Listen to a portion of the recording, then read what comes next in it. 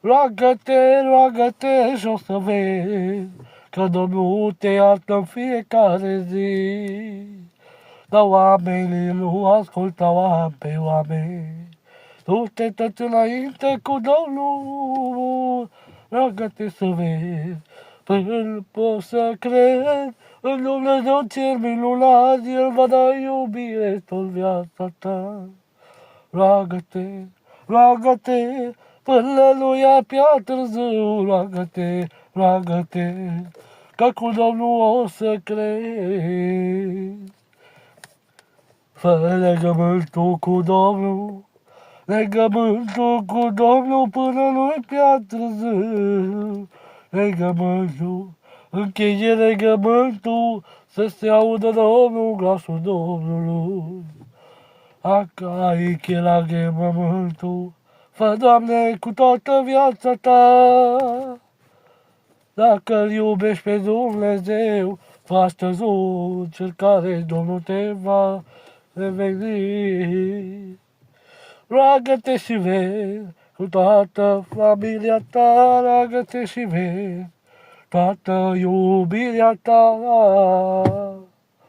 Te-ai rugat odată, rugă-te și a doua oră, Domnul te va binecuvânta cu toată familia ta. Roagă-te, roagă-te pe toți oamenii să binecuvânteze cu aropa și pacea Domnului. Aleluia, amin. Să vă dea Domnul iubire, că Domnul a stat pe cruce și noi nu-L iubim pe El. El ne iubește, ne vede din cer, El ne iartă, El ne poate salva pe orice. Dar tu, oamenii, nu te poate salva dintr-o groapă, dar Dumnezeu da.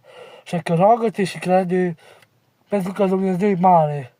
Orice furtună și ploi și valuri, Domnul le va opri. Dacă crezi în Dumnezeu, nu știu, roagă-te până nu-i prea târziu și zi la Domnul, Doamne, te chem astăzi te chem astăzi la mine, Doamne. Dacă tu crezi, roagă-te la Dumnezeu. Că Dumnezeu, El te ascultă rugăciunea. Când strigă un nenorocit, îl ascultă.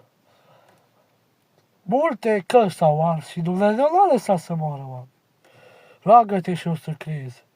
Pentru că toți oamenii care nu crede în Dumnezeu, e păcat. Nu știu dacă e păcat, dar cred că e păcat.